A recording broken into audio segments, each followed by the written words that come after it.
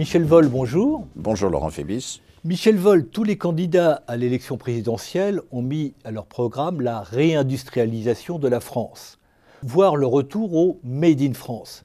Mais à les écouter, on sent bien qu'ils n'ont qu'une idée très vague des réalités de l'usine du XXIe siècle, de la réalité des process de production et de la réalité de ce que c'est qu'un produit aujourd'hui.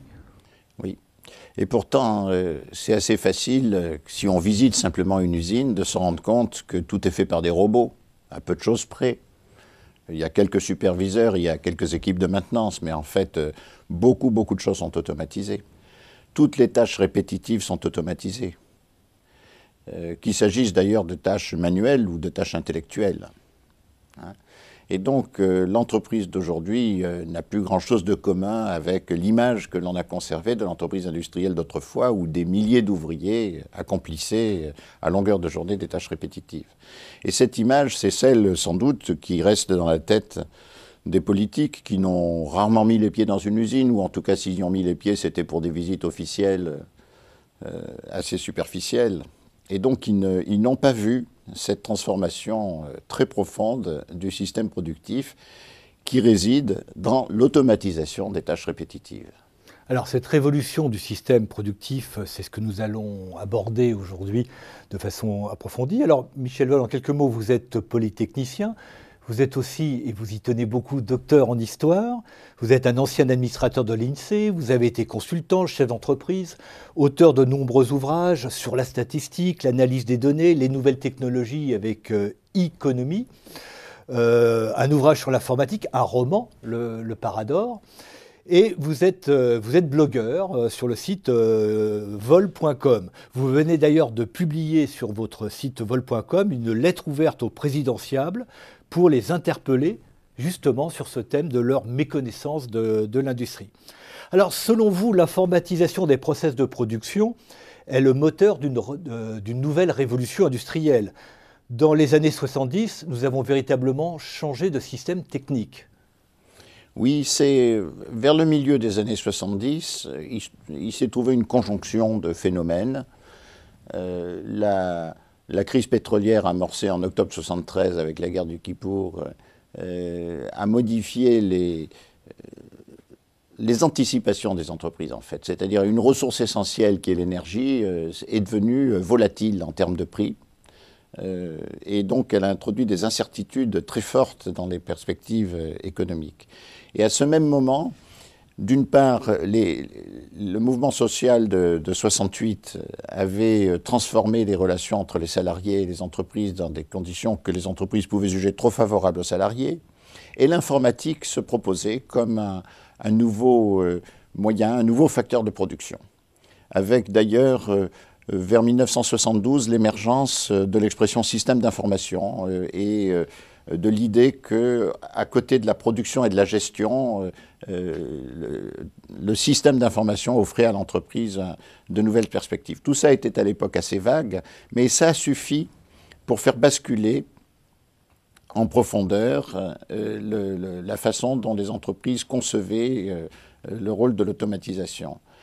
Et par-dessus le marché, par la suite, les très rapides progrès de l'informatique en termes de performance, en termes de prix aussi, n'ont fait qu'accélérer le mouvement et l'amplifier. Avec l'arrivée de l'Internet, en gros, dans les années 90, ça a complètement modifié les conditions de communication à l'intérieur de l'entreprise. Donc vous datez du milieu des années 70 ce basculement vers un nouveau système technique. Alors ce qui est très étonnant, c'est que dans cette décennie 70, il s'est passé plein de choses. Plein de choses ont basculé à peu près à la même époque. Je vais citer pêle-mêle 71, décrochage du dollar de l'or et fin du monde de Bretton Woods, en quelque sorte. 73, vous en avez parlé, le choc pétrolier, les problèmes de l'énergie qui se posent.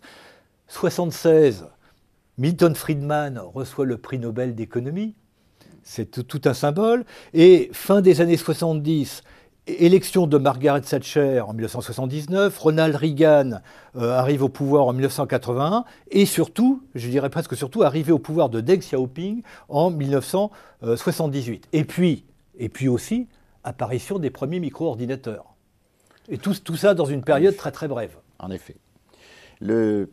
On peut dire que si je prends le petit paquet que vous avez ficelé là avec Milton Friedman, Reagan et Madame Thatcher, on peut interpréter ça comme un signe d'affolement intellectuel. Le changement de système technique est senti plus que perçu et encore moins compris. Hein. Et on cherche la réponse dans le déchaînement de la concurrence tous azimuts, la dérégulation, voilà, dans finalement la partie la plus, je dirais, la plus élémentaire et la plus dogmatique du cours d'économie, dans le premier chapitre du cours d'économie. Hein. On cherche les recettes à cet endroit-là. Face à crise monétaire, crise énergétique, voilà. Modification des rapports salariés-entreprises. Voilà. On se dit, il n'y a qu'à déchaîner la concurrence, il n'y a qu'à faire taire l'État. Il n'a plus rien à dire en économie. Hein. Il n'y a qu'à supprimer, démanteler les services publics. Il n'y a qu'à découper les monopoles naturels. C'est quelque chose d'assez effrayant d'ailleurs, de découper un monopole naturel. Si on dit monopole naturel, c'est qu'il y a une raison physique. Une recherche d'économie d'échelle favorable à l'efficacité. Hein. Et on découpe les monopoles naturels, on le voit d'ailleurs encore. Et à chaque fois, une théorie arrive pour légitimer. Dans le cas des monopoles naturels, c'est la théorie des marchés contestables, par exemple. Voilà. Ah, tout à fait. Donc on a découpé les réseaux télécoms, on a on découpe actuellement, d'ailleurs, vous voyez, les réseaux de distribution d'électricité, les réseaux ferrés également. Hein. Tout ça en créant d'ailleurs d'énormes problèmes de cohérence et de coordination entre les entités qu'on découpe. Voilà, tout ça naît à cette époque-là, et j'y vois, moi, je ne suis pas le seul d'ailleurs à dire ça, une réaction d'affolement. Vous savez, c'est quand vous apprenez à conduire une motocyclette, vous avez peur dans les virages parce qu'il faut se pencher. Hein. Donc vous pensez qu'en se penchant, vous allez tomber. Et donc, vous résistez, vous empêchez votre moto de se pencher. Et du coup, vous tombez effectivement dans le fossé extérieur. Je pense que c'est ce qui s'est produit à ce moment-là. Alors, tout se met en place à ce moment-là pour vivre ce changement, ce basculement de système technique. Et puis survient, j'ai évoqué l'arrivée au pouvoir de Deng Xiaoping, l'arrivée au pouvoir de Ronald Reagan et Margaret Thatcher, le phénomène de la globalisation. Qui va modifier un petit peu le sens de l'histoire. Est-ce que finalement, cette globalisation n'a pas ralenti le changement de système technique? Et au lieu de s'informatiser et d'automatiser les process, le monde occidental et puis le monde émergent à la suite a substitué du travail à bon marché à l'investissement. On peut voir les choses sous deux angles. Hein. D'abord, la globalisation ou la mondialisation s'appuie sur l'informatique. C'est grâce à l'Internet et aux réseaux qui entourent le monde d'une pelure informationnelle qui le réunit en un point de dimension nulle, en définitive. C'est grâce à lui que l'on peut dire que la distance géographique a été supprimée, les effets économiques de la distance géographique. L'informatisation, le container et la dérégulation financière. Et alors justement, le container, c'est comment dirais-je, l'importance prise par le container dans le transport vient de l'informatisation. S'il n'y avait pas eu l'informatique pour gérer la mécanique des grues et la manipulation des containers dans les ports et la façon dont on les classe sur les bateaux pour ensuite les décharger à destination, etc., jamais on n'aurait pu y arriver. Donc l'informatisation de la logistique des containers a pratiquement annulé le coût du transport physique, du moins pour les biens non pondéreux, évidemment pour des bordures. Il faudrait d'ailleurs qu'un présidentiable visite un grand port avec ces milliers et milliers de containers qui ne peuvent être suivis que par des systèmes informatiques. Voilà, il faut voir ça à Naples ou à Singapour. À Hong Kong. Voilà, c'est effectivement tout à fait impressionnant et c'est très fortement informatisé. Et donc du coup, le coût de transport est pratiquement annulé, le coût de transport de l'information évidemment est annulé. Hein. Tout cela pousse à avoir un monde qui se réunit, une place de marché dans laquelle la sensation de la distance physique a été supprimée. Et du coup, évidemment, ça rend tentante la délocalisation des unités de production. On se dit, après tout, puisque la distance est supprimée, je peux mettre mes usines dans les endroits où le salaire est le moins cher. Et là, il y a un effet de retour, un effet de balancier. Cette facilité qui est offerte aux entreprises d'aller profiter des salaires bas dans des pays où la main-d'œuvre est à la fois capable et peu coûteuse, ça retarde d'autant l'introduction des automatismes dans les usines. Hein. Enfin, on ne peut pas négliger la révolution politique qui a lieu en Chine à ce moment-là, où se met en place un pouvoir qui ouvre son territoire à la production occidentale. Voilà, et qui, oui, et même sans révolution politique, l'Inde aussi se trouve dans la même trajectoire. Effectivement, c'est corrélatif et ça tombe bien en un sens, hein, ça ouvre à cette tentation de délocalisation des possibilités très fortes, dont d'ailleurs accompagnées de difficultés qui, au moment où on délocalise, sont généralement sous-estimées. Hein. Le fait de piloter à distance des usines n'est pas non plus quand même si la distance géographique a été supprimée, ça n'est pas totalement simple. Alors l'informatisation dans cette période-là et la dérégulation financière sont concomitantes, parce que pas de globalisation sans liberté de mouvement des capitaux et pas de liberté de mouvement des capitaux sans système informationnel pour faire circuler l'argent. Les salles de marché s'informatisent à toute allure. Et elle joue sur cette finance mondialisée, unifiée. La finance tournait autour des bourses. Chacune avait sa bourse. On jouait. Alors il y avait la City, il y avait Francfort, il y avait Paris, il y avait bien sûr le Wall Street. Il y avait Lyon aussi. Hein, il n'y avait pas simplement Paris, il y avait la bourse de Lyon, la bourse de Bordeaux. Voilà. Chacun vivait autour de sa bourse. Et à partir du moment où l'Internet arrive et où finalement tous ces traders se trouvent devant des écrans claviers avec des tas de données qui leur arrivent du monde entier, ils se mettent à jouer sur le monde entier. Donc la finance elle-même se mondialise. Elle s'automatise aussi. Hein. Vous savez que actuellement on dit que pratiquement les 2/3 des transactions à la bourse de New York sont déclenchées par des automates. Dans une fraction de microseconde où ils vont guetter les arbitrages. C'est évidemment excessivement dangereux. Et c'est dangereux parce que ces automatismes déchaînés ne sont pas... Aucun automatisme n'est parfait, aucun programme informatique n'est parfait. Il peut y avoir des bugs, il y en a toujours d'ailleurs. Hein. Dès qu'un programme est un peu gros, il contient des erreurs. Et il peut y avoir des événements imprévus.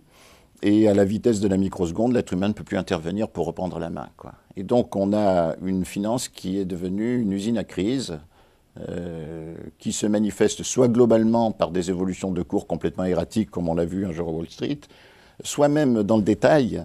Vous avez des entreprises dont le cours de l'action se met à chuter d'un seul coup, sans aucune raison réelle. Ça crée des volatilités tout à fait artificielles.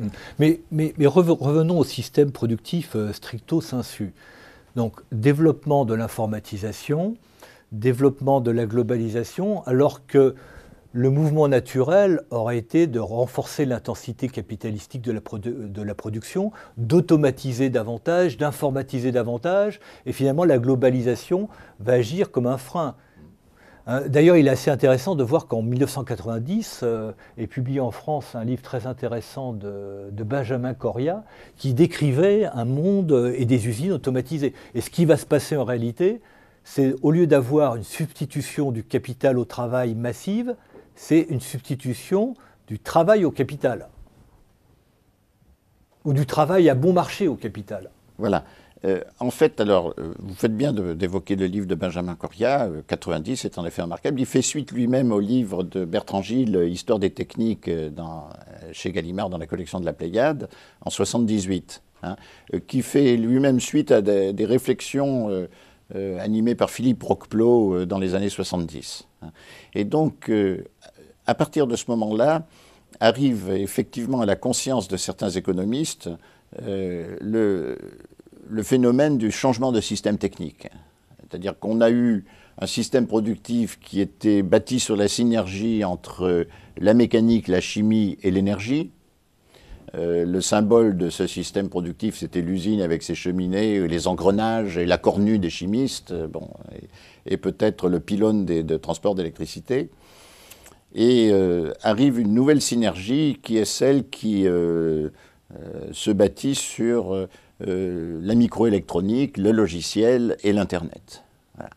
Et à partir de ce moment-là, ces théoriciens anticipent ce qui va effectivement se déployer dans les années qui suivent, l'automatisation de la production des biens, donc l'automatisation des usines, le fait que l'emploi va être éliminé dans les usines à peu de choses près. Vous savez ce que dit Barack Obama en ce moment? Il dit c'est quand même curieux. Dans les entreprises, avant, on utilisait 1000 ouvriers pour produire. Aujourd'hui, on n'en utilise que 100 et on produit beaucoup plus et beaucoup mieux. Voilà, c'est ça le phénomène. Hein. L'usine s'est vidée de ses effectifs, exactement comme l'agriculture s'est vidée de ses effectifs au XIXe siècle. L'usine occidentale. L'usine occidentale. Alors, en effet, la délocalisation et le fait d'utiliser une main-d'œuvre peu coûteuse, mais quand même qualifiée dans des pays émergents, a été un frein par rapport à ce phénomène, mais il reste massif. Il reste l'horizon. Si vous voulez, à un moment donné, le pouvoir d'achat des travailleurs en Chine va monter. D'ailleurs, il est en train de monter. Il est en train de monter. Bon. Et on se rendra compte qu'il y a dans le système productif actuel, dans son socle physique, cette contrainte de l'automatisation de la production des biens. Ça va devenir la règle.